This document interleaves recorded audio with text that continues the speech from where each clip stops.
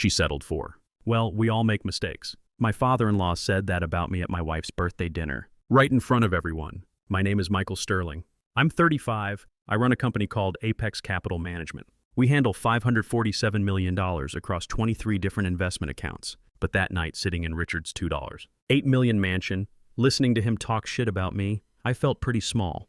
The house screamed money. Marble floors, crystal lights, artwork worth more than most people make in 10 years. Richard's wife, Margaret, had planned this whole thing for weeks. Prime rib, expensive wine, the family sitting around their huge dining table. All the usual suspects were there. Harold, Richard's brother-in-law, some hotshot heart surgeon. Jennifer, Sarah's sister, corporate lawyer married to a hedge fund guy. Everyone successful. Everyone looking at me like I didn't belong. I'd been to dozens of these dinners. Same people, same conversations about how great they all were, same questions about what I did for work. But tonight felt different. Richard had an edge in his voice I hadn't heard before. Sarah just sat there stirring her cake. She didn't look up, didn't say anything. Just kept stirring like that cake could fix our marriage. What exactly do you do for work, Michael? Richard asked. You're always so quiet about it. The whole table went quiet. Sarah grabbed my hand under the table, not supporting me, warning me. I manage investments, I said. Investments. He said it like it tasted bad. Harold here just saved 3 lives in surgery today. Real work, real results. Sarah squeezed harder. My daughter could have married anyone. A doctor, a lawyer, someone who actually achieved something. He took a drink. Instead, she settled for, well, we all make mistakes. I looked at Sarah. She was staring at her plate, face red, embarrassed. Not of her dad. Of me. I stood up, put my napkin down. You're right, I said. She does deserve better. I kissed Sarah's head and walked out. Time to get to work. If you like stories about family backstabbing and smart revenge, hit that like button and subscribe right now. We post new stories every day and they keep getting crazier. This wasn't the first time Richard had shit on me. He'd been doing it for 3 years straight. Every dinner, every holiday. I tried talking to Sarah about it once. About 6 months after we got married. Your dad's getting pretty harsh, I said. Can you talk to him? He's just protective, she said. Give him time. How much time? Let me handle it. But she never did. The insults kept coming. After the 4th conversation that went nowhere, I stopped asking. Here's how I met Sarah. 5 years ago at a biotech conference in San Diego. She was giving a presentation on gene therapy to about 300 investors and researchers. Smart as hell. Really passionate about her work. I was there looking at medical companies to invest in. What I didn't expect was falling for the woman giving the presentation. After her talk, I walked up to her at the networking thing. That was impressive, I said. Most people can't handle that many technical questions. She smiled. You have to know your data. One weak answer and you lose credibility with everyone. We talked for 2 hours. Gene therapy, biotech investments, the future of medicine. She was brilliant. When I asked her to dinner, she said yes, but only if we could keep talking about the ethical stuff around genetic modification. Our first 3 dates were basically long academic discussions. Sarah was getting her PhD while working at some biotech company. She'd wake up at 5 a.m. to work on her dissertation, spend 12 hours in the lab, then come home and read research papers until midnight. I was fascinated. Most women I dated were mainly interested in the lifestyle my money could buy. Sarah barely noticed the expensive restaurants or that I never looked at prices. Sarah knew I had money. Nice house, no financial stress. But she didn't know how much money. I work in finance, I told her early on. Private investments. I don't like mixing work and personal stuff. That wasn't a lie. I just didn't tell her I owned the whole company. I'd made that decision after watching 2 college friends get screwed over. Mark's wife became obsessed with buying shit once she found out how much he was worth. Every conversation was about what they could afford next. Their marriage became a shopping spree. David had it worse. His wife went crazy with spending. When he tried to set some limits, she called him controlling.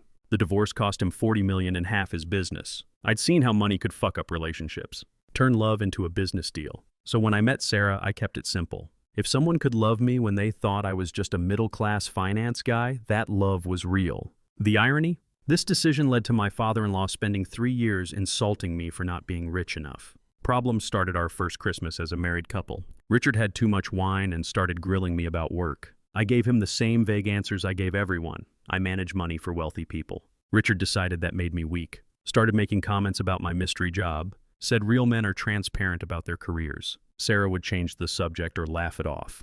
But she never told him to stop. The verbal attacks got worse. Richard would trash my clothes, my car, my lack of obvious success. He'd compare me to the other guys in their circle. Doctors and lawyers with expensive cars who bragged about their achievements. The worst part was watching Sarah shrink during these conversations. The confident scientist I married became quiet and apologetic, always making excuses for her father's behavior. But 3 months ago, I discovered something that changed everything. I was looking at potential investments when I found Biogen Dynamics' financial documents. The company was bleeding money. $3 million burn rate every month. Only $11 million left in the bank. Their debt was 7 times their revenue, making them toxic to any serious investor. Biogen Dynamics was Richard's company. He'd been running it for 12 years. Under his leadership, it had become a perfect example of ego-destroying expertise. Their EBITDA had been negative for 14 straight quarters. They'd approached dozens of venture capital firms, but their numbers scared everyone away. Here's where it gets interesting. For 8 months, I'd been putting together a $20 million Series B funding package to save Biogen Dynamics. $12 million in equity, $8 million in convertible debt. Anonymous investor. Richard had no idea his salvation was sitting at his dinner table, listening to his insults while his daughter stayed quiet. The drive home from the birthday dinner gave me time to think. I sat in my driveway for 10 minutes and made my decision. I wasn't signing those papers. I was going to let Richard Blackwood learn what it felt like to need someone he considered worthless. The due diligence I'd done on Biogen showed me just how bad Richard was at running a company. Their cash flow statements told a story of systematic mismanagement. Over 4 years, Richard had consistently overspent on marketing and executive compensation while cutting research and development funding. The company was spending $800,000 annually on business development, mostly Richard's travel to conferences and networking events. Meanwhile, their R&D budget had been slashed by 30% over 2 years. The neurotropin failure was just the beginning. I found documentation of 3 other promising drugs that had been rushed through development and failed at various stages. Each failure cost between $2 to $5 million and destroyed relationships with pharmaceutical partners. Richard's leadership team had a 60% annual turnover rate. Exit interviews consistently mentioned toxic work environment and ego-based decision-making. The company's patents were solid. They owned rights to several promising treatments. But patents don't make money if you can't develop them properly. What made it tragic was that Biogen's scientific foundation was excellent. Brilliant researchers, great facilities, cutting-edge technology. Under competent leadership, the company could have been hugely successful. Instead, Richard's arrogance was destroying everything his employees had built. The Alzheimer's drug disaster was a perfect example.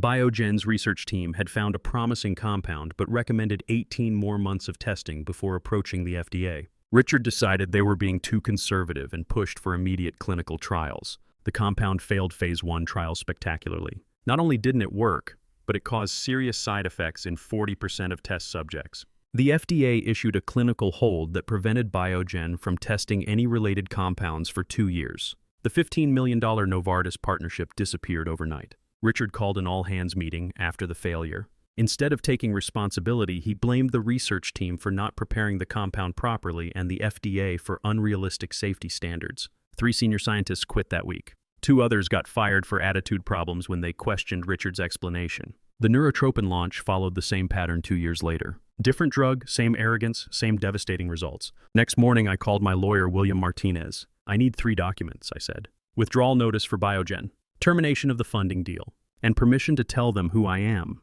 You sure about this? William asked. You spent 18 months on this deal. I'm sure, I said. Sometimes the best investment is the one you don't make. By noon, everything was ready. William would deliver the bad news to Biogen at 10 a.m. the next day. I wanted Richard to have a full day to panic before he understood what had happened.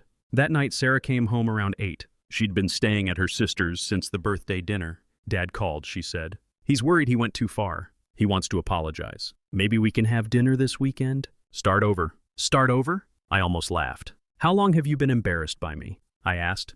I'm not embarrassed. You've never told your dad to stop insulting me. Not once in 3 years. He doesn't mean it. He's just protective. He called me a mistake in front of everyone. You said nothing. Sarah started crying. I didn't know what to say.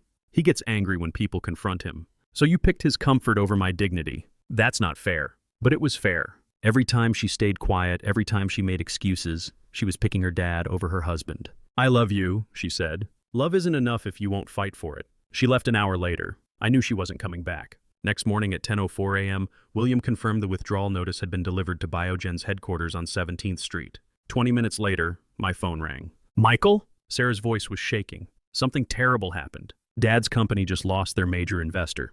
$20 million just vanished. That sucks, I said. The lawyers won't say who pulled out. They're claiming confidentiality issues. Dad's talking about bankruptcy. I stayed quiet.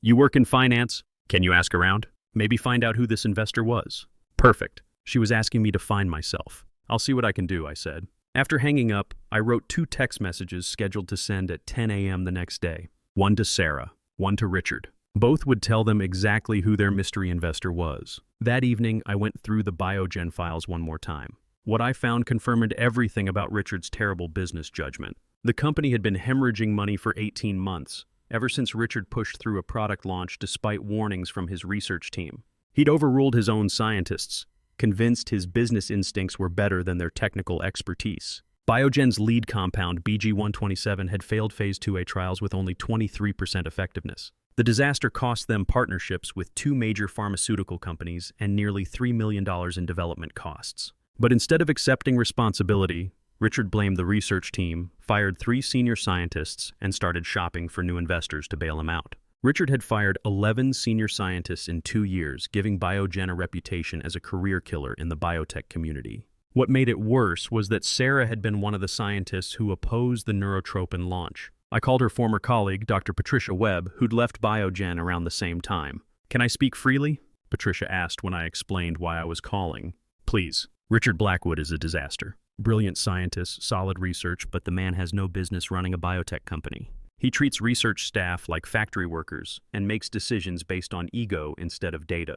Give me an example. The neurotropin launch? We had 6 months of testing data showing the compound wasn't stable enough for clinical trials. Sarah wrote a 20-page analysis explaining exactly why it would fail. Richard ignored it, pushed forward anyway, and lost the company nearly $3 million when the FDA rejected it for insufficient safety data. What happened to Sarah? Richard blamed her for the failure, said she was being negative and uncommitted, made her work environment so toxic she had to leave. Sarah is one of the most talented researchers I've ever worked with. After I hung up, I sat in my office until midnight thinking about everything Patricia had told me. Richard hadn't just insulted me at family dinners. He'd destroyed Sarah's career because she had the courage to tell him the truth about his bad decisions. The $20 million I was prepared to invest wasn't just going to save his company. It was going to reward him for years of arrogance and poor judgment. Next morning, I got to work early and did one final review. Everything was ready. At 9:45 a.m., I called Sarah. "Is everything okay?" she asked. "I need to tell you something important. Sit down. You're scaring me. I'm the anonymous investor who pulled out of your dad's company." Dead silence for 37 seconds. I counted. My company was prepared to invest $20 million in Biogen. "I changed my mind yesterday morning." "That's impossible. You don't have $20 million. Sarah, I own Apex Capital. We manage $547 million in assets. I've been your dad's mystery investor for 8 months. I could hear her breathing fast. "If you're that rich, why didn't you tell me?" "Because I wanted to see how your family treated someone they thought was beneath them." "So this was a test?" "I was going to invest until your dad called me a mistake and you said nothing." Sarah started crying. "I should have defended you. But this is my dad's life. You can't destroy it over hurt feelings. This isn't about feelings. It's about consequences." At 10 a.m., both text messages sent. Sarah's phone buzzed at the same time. "Oh my God," she whispered. "Please don't destroy my father." "I'm not destroying him. I'm letting him deal with his own bad decisions. This is cruel. What's cruel is watching your husband get shit on for 3 years while you do nothing." Sarah hung up. 5 minutes later, Richard called. He was screaming before I said hello. "You son of a bitch!" "You think this is funny? Destroying my company because your feelings got hurt? You misunderstood something, Mr. Blackwood. I understand everything. You're the investor who screwed me." "That's right. 23 people work here. You're willing to destroy 23 families because I said some things you didn't like? I'm willing to let your company succeed or fail on its own without my money keeping it alive. We had a deal. We had paperwork I chose not to sign. Nothing illegal about that." Richard went quiet. When he spoke again, his voice was smaller. "What do you want?" "Nothing. There has to be something. Money? An apology? I want you to understand how it feels to need someone you think is worthless." I hung up and turned off my phone, but the calls from Richard kept coming over the next few days. He left 6 voicemails on my office line, each one more desperate than the last. "Michael, this is Richard. I know we've had our differences, but I need you to call me back. This is urgent." "Michael, it's Richard again. Look, I may have been too harsh at dinner. I was drinking. I said things I didn't mean. Please call me. Michael, I'm begging you. 23 families are going to lose their jobs. Whatever I did to offend you, we can work it out." By the 4th call, his voice was breaking. "Michael, please. I know I was wrong about you. I can see that now. You're obviously successful, obviously capable. I misjudged you completely. Just give me a chance to make this right." The final message was barely coherent. "Michael, I'll do anything. Public apology, whatever you want. Just please reconsider. The company."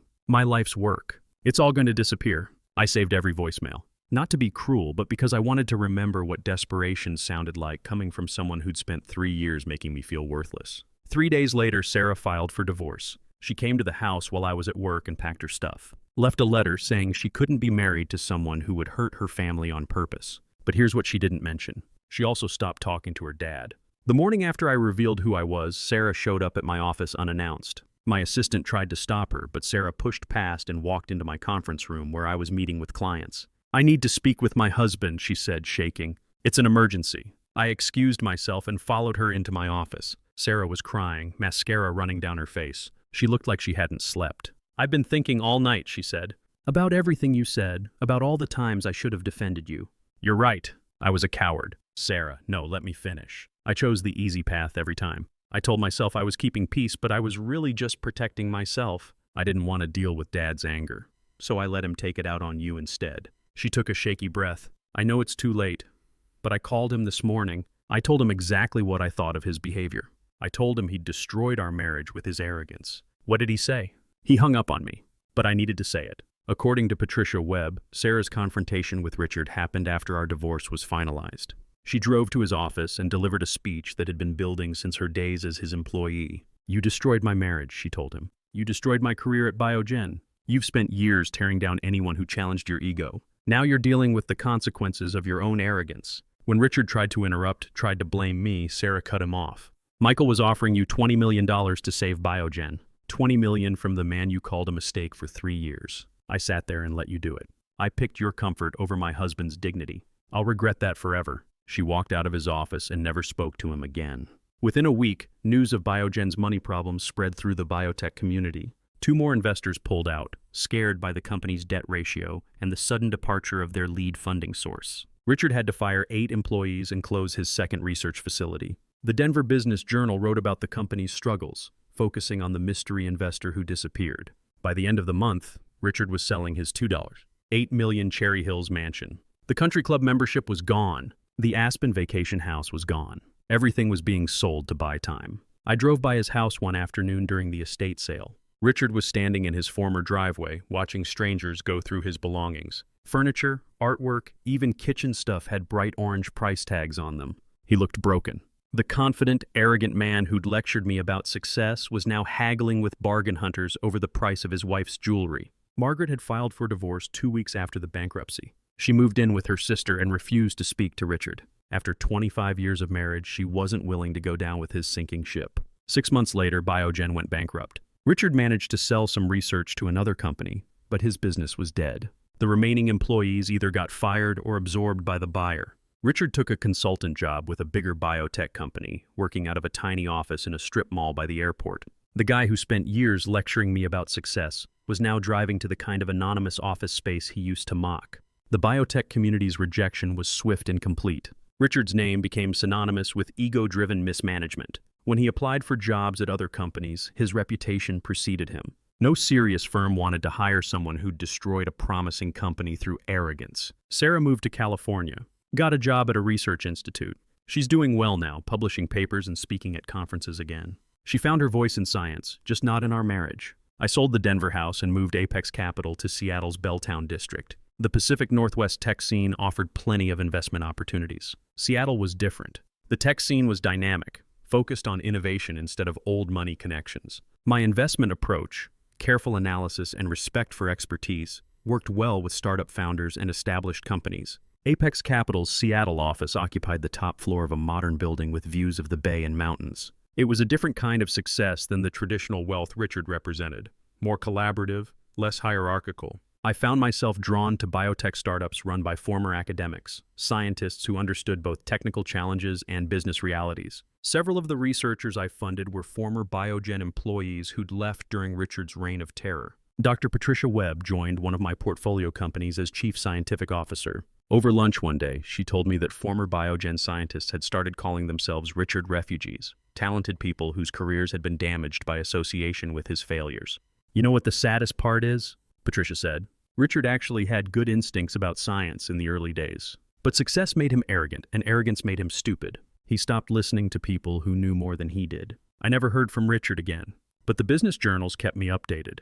Every failed venture, every missed opportunity, every time someone chose not to work with him because of his reputation for making bad decisions. Richard Blackwood learned what it's like to be dismissed and ignored by people who control your future. He found out that respect isn't something you can demand or inherit. You earn it by how you treat people, especially when you think they can't fight back. The lesson stuck with me. Every decision I made in business came back to one principle. The smartest person in the room isn't always the one with the most money or highest title. Sometimes it's the quiet expert everyone else overlooks. Richard spent 3 years teaching me that lesson the hard way. Sometimes the best revenge isn't planning something complicated. Sometimes you just step back and let someone face the natural results of their own character. And sometimes the most worthless person in the room is actually holding all the cards. If you liked this story about justice and not underestimating people, smash that like button and tell me in the comments what you think about Michael's choice. If you haven't subscribed yet, hit subscribe and the bell for notifications about new stories like this.